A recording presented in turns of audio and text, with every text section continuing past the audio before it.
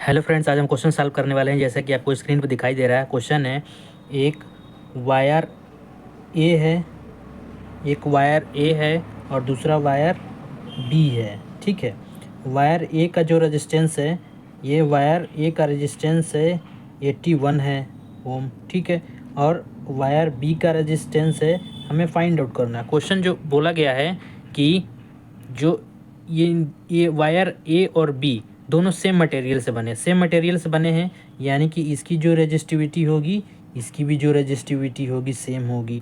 दोनों का लेंथ भी सेम है, यानी कि इसका जो लेंथ होगा वो भी इसका लेंथ होगा। ठीक है, ठीक, ये जो वायर ए है इसको हम दे देते हैं 1 और वायर जो बी है इसको हम दे देते हैं 2।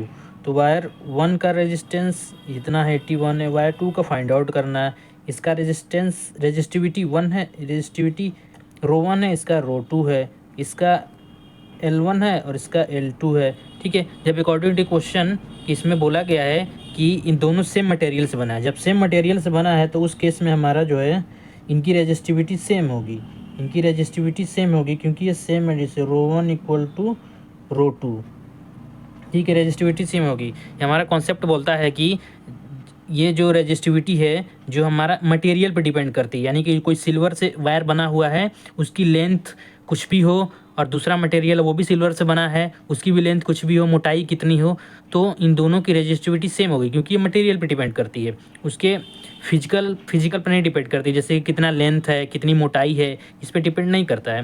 रेजिस्टिविटी डिपेंड करती है मटेरियल पे, यानी किस मटेरियल से बना है। यानी एक वायर जो गोल्ड से बना है, दूसरा भी गोल्ड से बना है, दोनों की रेजिस्टिविटी सेम होगी। एक सिल्वर से बना है, दूसरा भी सिल्वर से बना है, तो उसकी भी रेजिस्टिविटी सेम होगी। ठीक है, अब उसका लेंथ है, अब ये लेंथ दिया गया है, लेंथ बोला कि ये L1 है, लेंथ भी सेम है, L1 और L2 ये दोनों, ये भी जो लेंथ है ये भी सेम है, L1 और L2, ये रेजिस्टिविटी है और ये L1 है। ठीक है, यानी ये लेंथ है।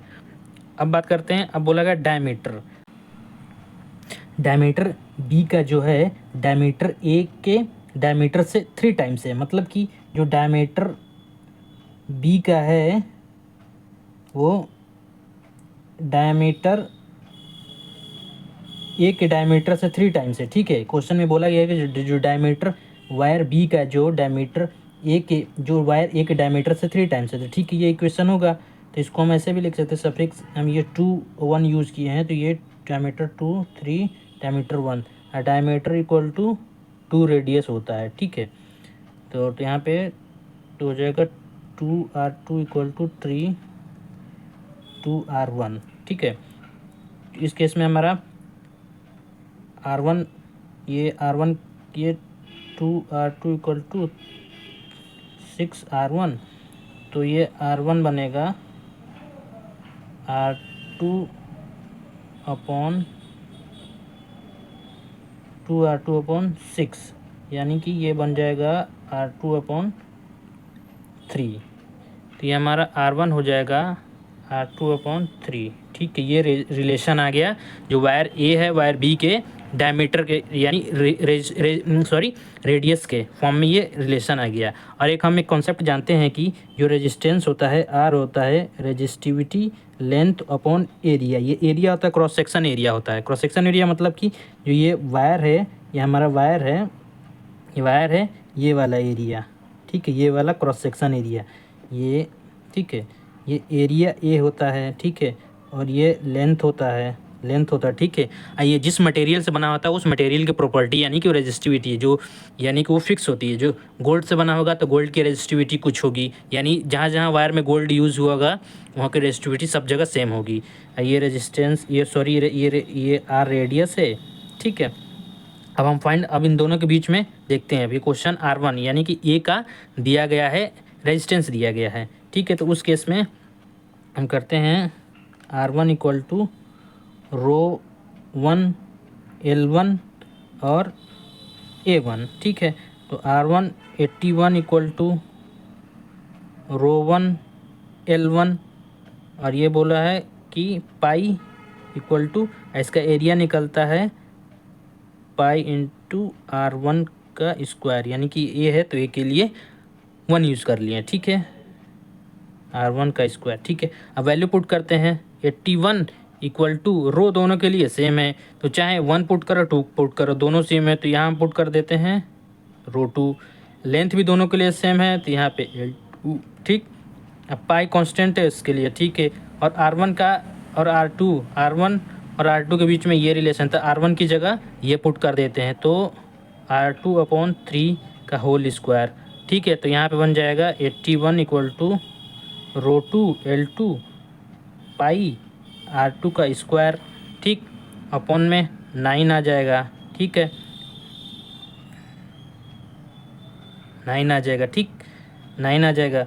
अब ये 9 ये ऊपर चला जाएगा, तो 81 equal to row 2 L2 pi R2 का R स्क्वायर, ये ऊपर चला गया 9।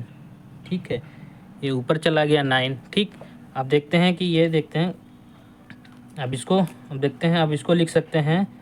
अब इसको लिख सकते हैं हम 81 इक्वल टू रो 2 L2, ये 9 है, और ये अपॉन में पाई R2 स्क्वायर है, तो इसको हम लिख सकते हैं एरिया है, लिख सकते हैं, तो ये A2 लिख सकते हैं। ठीक है, अब उस केस में ये 9 से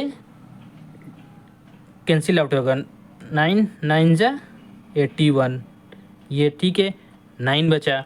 ठीक है, और यहाँ पे हम लिख सकते हैं जो ये वाला पार्ट बचा है, ये वाला पार्ट जो बचा है, ये इस फार्मूले को देखो, इस फार्मूले से देखने पता चल रहा है कि ये निकल आएगा हमारा R2, यानी कि ये निकल आएगा हमारा 9 इक्वल टू R2, यानी कि हमारा 9 इक्वल टू R2 निकल आएगा। 9 इक्वल टू R2 निकला, ये जो हमारा निकला है, तो ये हमारा यहाँ पे हो जाएगा 9 ओम, यानी R2 यानी RB जो वायर B है उसका रेजिस्टेंस 9 ओम निकला है। ये R2 यानी सफिक्स हमने B की जगह 2 यूज़ किया था, जो कि ईजिली समझ सकें। ठीक है, यहाँ पे ये है R2 यानी RB यानी वायर B का जो रेजिस्टेंस है 9 ओम है। यही आंसर है। आई होप कि आपको क्वेश्चन समझ में आया होगा। Thank you.